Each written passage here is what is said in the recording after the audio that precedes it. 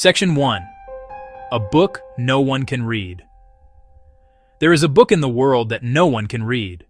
It is about 600 years old. Its pages are filled with a script that looks like a real language, but it matches no known tongue. It has hundreds of strange drawings. There are plants that do not grow on Earth. There are charts of stars no one has ever seen.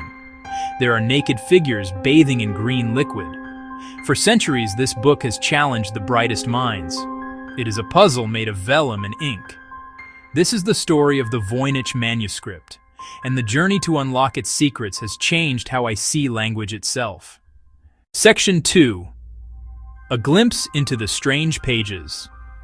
To hold a replica of the Voynich Manuscript is to feel the weight of its enigma. The original book is small, about the size of a modern paperback. Its pages are made of vellum, which is prepared animal skin. They have yellowed and stained over the centuries. The ink is mostly a brownish black, with colors added to the drawings. The script flows from left to right, organized into neat paragraphs. The letters are unique. Some resemble Latin characters or numbers, but most are entirely unfamiliar. They form words that repeat with strange frequency, creating patterns that have fascinated and frustrated linguists for a century. The drawings are the most famous part of the book. They are often divided into sections by researchers. The first section is the botanical section. It contains over 100 drawings of plants.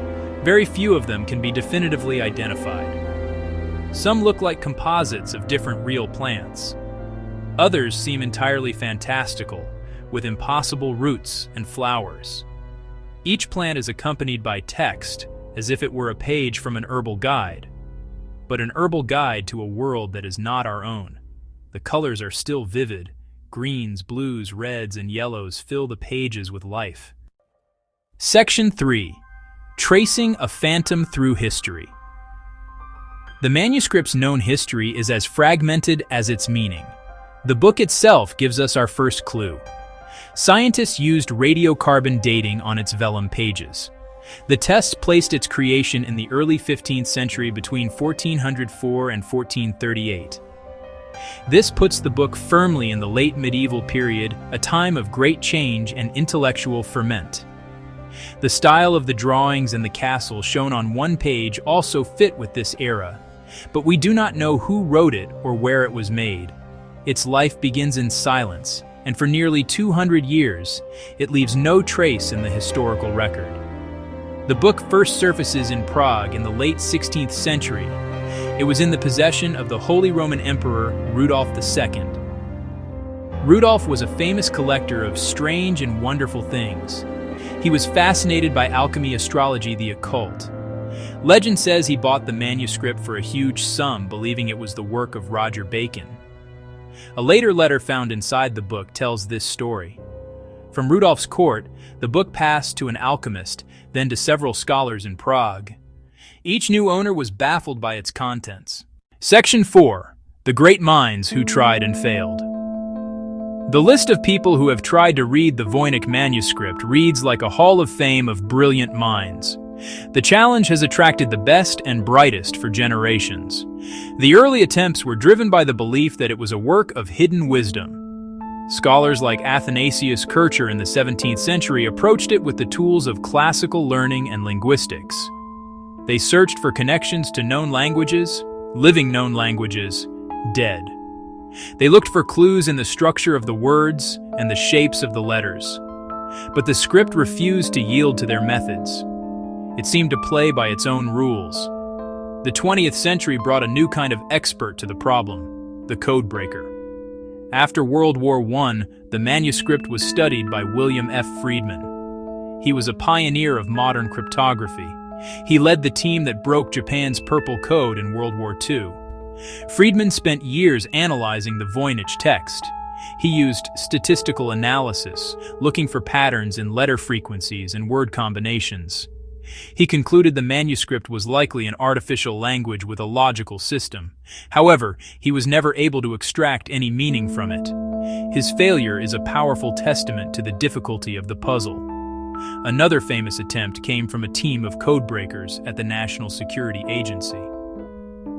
In the 1970s, cryptanalysts worked on the manuscript in their spare time. They were armed with the most advanced techniques of the Cold War. They subjected the text to every kind of analysis they could imagine. They looked for simple substitution ciphers, complex polyalphabetic ciphers, hidden codes within the drawings. They published a report, but their conclusion was humbling. They could find no evidence of any known cryptographic system. The text was, in their words, a mystery. In the decades since, linguists, classicists, and amateur scholars from all over the world have proposed countless solutions. Some have claimed to have deciphered a few words or phrases. They have tried to link the script to lost European dialects, ancient Hebrew, languages of Central Asia, and even Nahuatl, the language of the Aztecs. Each of these theories has been presented with great confidence, but none has gained wide acceptance. No proposed solution has produced a consistent and meaningful translation of a full page, let alone the entire book. The manuscript has defeated them all. Faced with so many failures, some researchers have come to a frustrating conclusion. Perhaps the Voynich Manuscript is not a secret message at all. Perhaps it is a hoax. The book might be nothing more than meaningless gibberish. It was cleverly designed to look like a real text. The goal: fool a wealthy patron. Emperor Rudolph II. Pay a large sum for a fake book of ancient wisdom. The creator, a skilled con artist, needed knowledge of bookmaking, a creative imagination to invent the script. Bizarre illustrations. This idea has some appeal. It would explain why no one can read the book. If there is no meaning, attempts at decipherment are doomed. 15th century, 16th century, alchemy, magic. A clever forger could sell fake relics, sell mysterious texts, strange plants, zodiacs, perfect bait for an occult-obsessed collector. A hoax would be the simplest answer. Sometimes the simplest answer is right. However, the hoax theory has serious problems. Look closely. A deep, complex structure. The words follow rules. Letters only at the beginning of words. Letters only at the end. Word arrangement suggests a kind of grammar. Creating nonsense with that subtle consistency would be incredibly difficult. Almost as much work as creating a real language. Why go to such lengths for patterns only found by statistical analysis centuries later? Recent studies show writing was smooth and fast. The writer did not hesitate. The script flows naturally, like a fluent hand. Not what you'd expect from on-the-fly gibberish. Suggests fluency in the script. That makes a simple hoax less likely. Faking this linguistic complexity across a whole book would be monumental. It seems more plausible the writer followed a real system, even if we do not understand what that system is.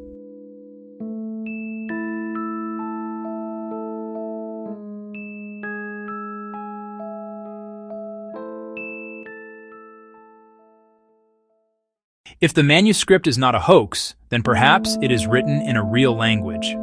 This language could be one that is now lost to history, or it could be a known language written in an unfamiliar alphabet. This is the lost language theory. It suggests the Voynich is a rare surviving document from a vanished written tradition. The book could contain unique knowledge of medicine, botany, cosmology, a priceless window into a forgotten world. This idea is exciting because it implies real content. The challenge: find a connection to a known language family.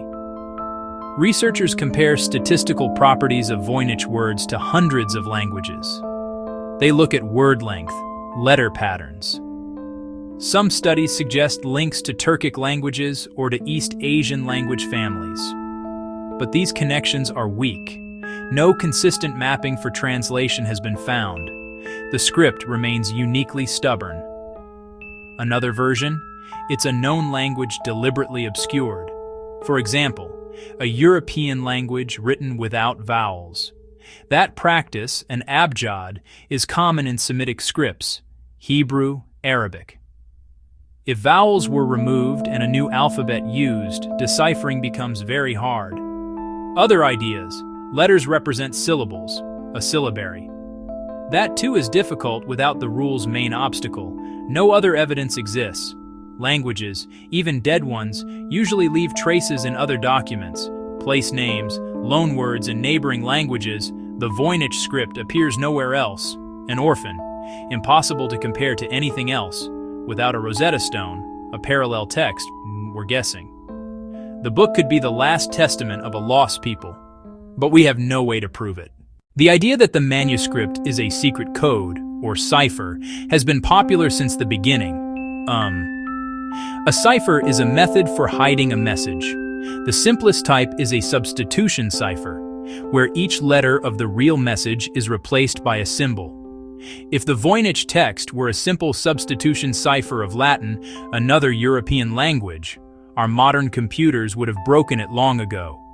They can test billions of possibilities in a matter of seconds. The fact that they have failed tells us that if it is a code, it must be something much more complex.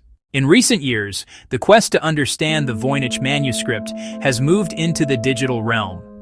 Researchers are now using powerful computers and artificial intelligence, AI, to analyze the text in ways that were previously impossible. These digital detectives can process the entire book at once. They can identify subtle patterns that are invisible to the human eye. They can compare the manuscript statistics to thousands of other texts from different languages and time periods. This has opened up completely new avenues of investigation. One of the key findings from these computational studies is that the Voynich text is not random gibberish. It has a high degree of order and structure. A concept called entropy, which measures randomness, shows that the text is more ordered than most human languages. This is a very strange result. It suggests that there are strong rules governing how words are formed and used. AI models have also been able to predict missing parts of words with some success, which indicates that the writing system is consistent. These findings have dealt a serious blow to the simple hoax theory. AI has also been used to explore the language theory. In one study, researchers trained a neural network on hundreds of different languages. They then asked the AI to determine the language of the Voynich manuscript. The algorithm suggested that the underlying language might be related to Hebrew, but written in a code. Other studies have used AI to cluster the words into groups based on their structure. This has revealed that the different sections of the book seem to use slightly different vocabularies, botanical, astronomical, etc. Despite these promising results, AI has not solved the puzzle. The machines provide data and identify patterns, but they cannot provide the cultural or historical context needed for a true breakthrough. An AI might find a statistical link to a certain language, but it cannot explain how or why a 15th century European manuscript would be connected to it. The computer is a powerful tool, but it is not a substitute for human intuition and expertise. The future of Voynich research will likely involve a partnership between human scholars and their digital assistants, working together to unravel the mystery. As the text continues to resist decryption, some researchers have shifted their focus to the drawings. What if the images are not just illustrations? What if they are the primary source of meaning? This graphics-first idea proposes that the Voynich manuscript is a kind of visual guide. The text might be secondary. It could be labels, annotations, or a mnemonic device to help remember the pictures. In this view, we have been trying to read the book backwards. We should be starting with the images. This theory makes a lot of sense when you consider the content. The book is full of diagrams, plants, stars, and strange plumbing systems. It looks like a manual. Perhaps it is a guide for a midwife, an herbalist, or an alchemist.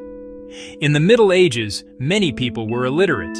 Knowledge was often passed down through images and oral tradition. A book like the Voynich manuscript could have been designed for someone who could not read a standard text. The unique script might have been a personal shorthand, meaningful only to the creator or a small group of initiates. If the pictures carry the meaning, then the puzzle becomes one of interpretation rather than translation. We need to understand the visual language of the 15th century. We need to look for symbolic meanings in the plants and the actions of the figures. For example, some have suggested that the bathing women represent a health regimen related to specific herbs and astrological timings. The strange composite plants might not be real plants, but rather diagrams for creating herbal remedies by combining different ingredients. The book becomes a collection of medieval infographics. This approach offers a fresh way to look at the problem. It reframes the manuscript as a practical object, not just a literary one. However, it does not completely solve the mystery of the text. Even if the text is just labels, it still has a complex structure that demands explanation, and the images themselves are so strange that their meaning is far from obvious. Why do the plants look so alien? What is the purpose of the elaborate bathing systems? The graphic's first theory opens new doors, but behind them lie more locked rooms. Today, on October 24th, 2025, the Voynich Manuscript remains as mysterious as ever. It has survived for 6 centuries. It has passed through the hands of emperors, alchemists, scholars, and spies. It has resisted every attempt at decipherment. It is a monument to the limits of our knowledge. And that is precisely why it continues to fascinate us. The manuscript is a mirror. It reflects our own desire to know, to solve, and to understand. It challenges the modern belief that every code can be broken and every question can be answered. The book matters because it forces us to be humble.